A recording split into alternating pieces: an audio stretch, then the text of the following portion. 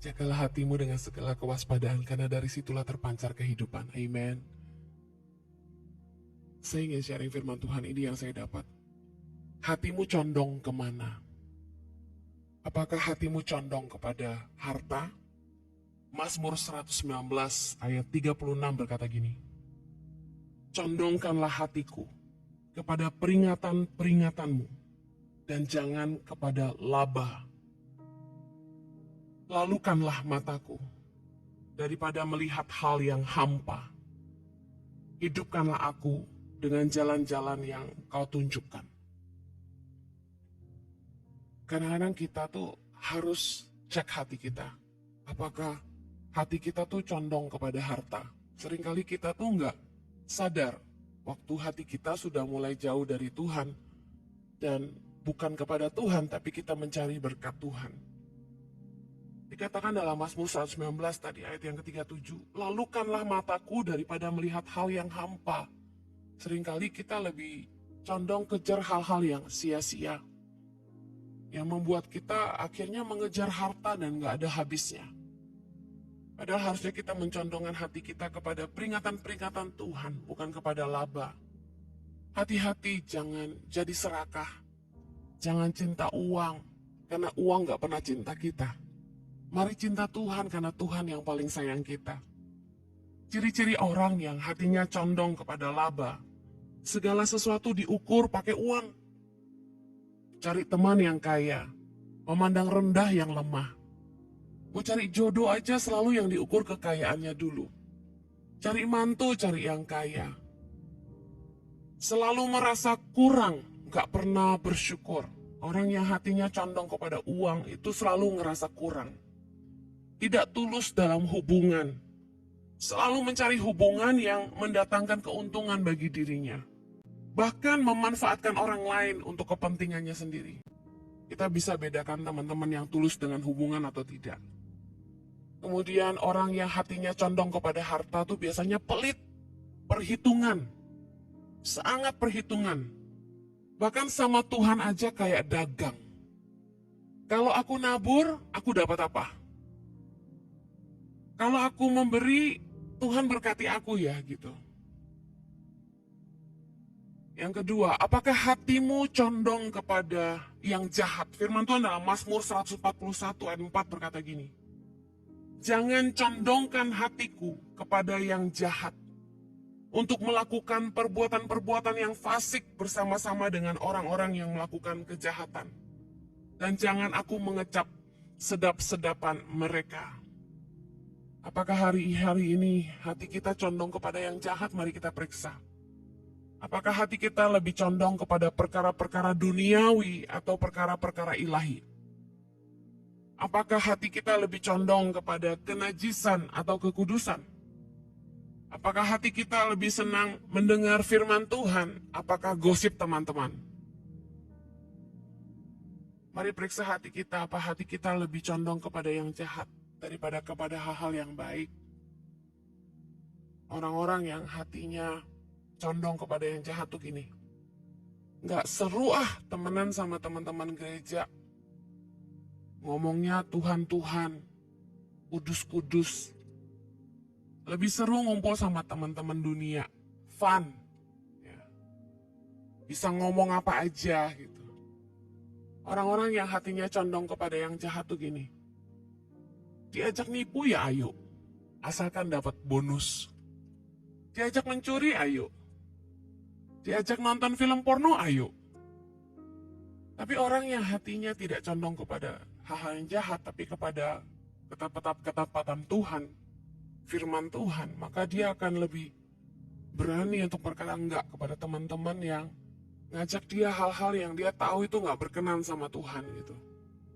Meskipun kita butuh, bukan berarti kita harus mengiyakan semua ajakan. Hari ini hati kita condong kepada perkara-perkara yang ilahi atau perkara duniawi. Yang terakhir, apakah hatimu condong kepada berhala? Apa itu berhala? Apa saja dan siapa saja yang lebih dari Tuhan di hati kita adalah berhala. Dalam 1 Raja-Raja 11, Dikatakan di judul perikopnya, Salomo jatuh ke dalam penyembahan berhala. Ayat pertama, adapun Raja Salomo mencintai banyak perempuan asing. Di samping anak Firaun, ia mencintai perempuan-perempuan Moab, Amon, Edom, Sidon, Het. Padahal tentang bangsa-bangsa itu, Tuhan telah berfirman kepada orang Israel, janganlah kamu bergaul dengan mereka, dan mereka pun janganlah bergaul dengan kamu. Sebab sesungguhnya mereka akan mencondongkan hatimu kepada Allah-Allah mereka. Hati Salomo telah terpaut kepada mereka dengan cinta. Berapa banyak anak-anak muda yang karena hatinya terpaut dengan cinta, rela meninggalkan iman, menikah dengan yang gak seiman, demi teman meninggalkan Tuhan. Istri-istrinya membuat hati Salomo condong kepada Allah-Allah lain.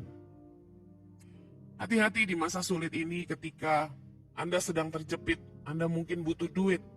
Jangan sampai Anda mulai diajak teman yuk pergi ke Thailand, sembayang katanya. Cari pesugihan, pergi ke Gunung Kawi, mulai tanya orang pintar, bisnis apa yang bisa cuan 2023? Karena katanya gelap, orang mulai cari peruntungan. Hati-hati, jangan menyembah berhala, karena Anda akan menyerahkan roh dan jiwamu ke neraka.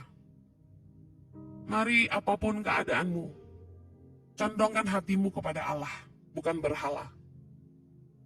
Tuhan yang pasti akan memelihara kita. Saya mau akhiri gini.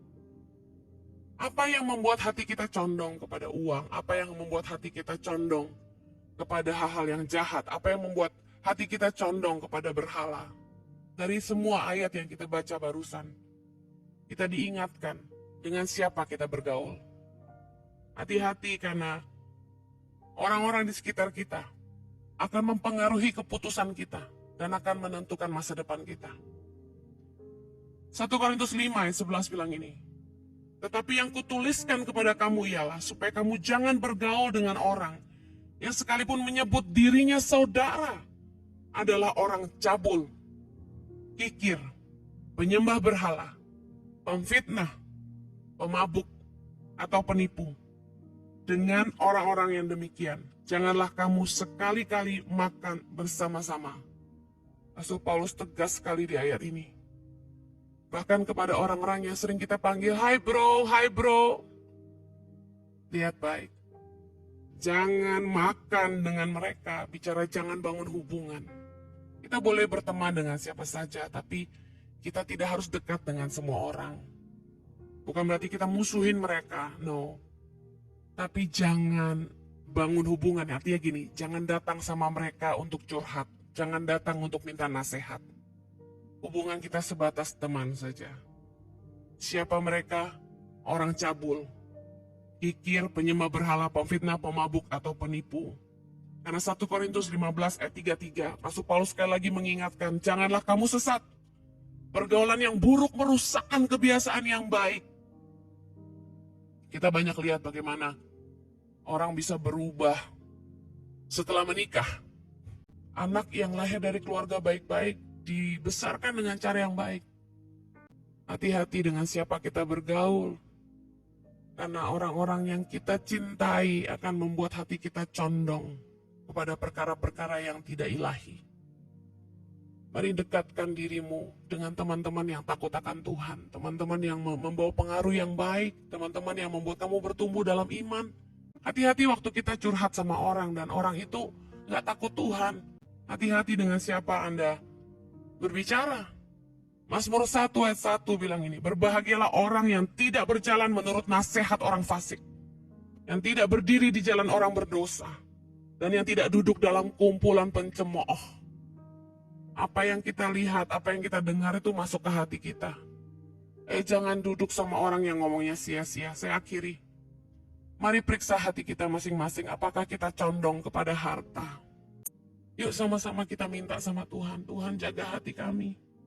Kami gak mau cinta uang, kami gak mau condong kepada yang jahat, kami gak mau condong kepada berhala, apapun tantangannya. Tuhan segalanya.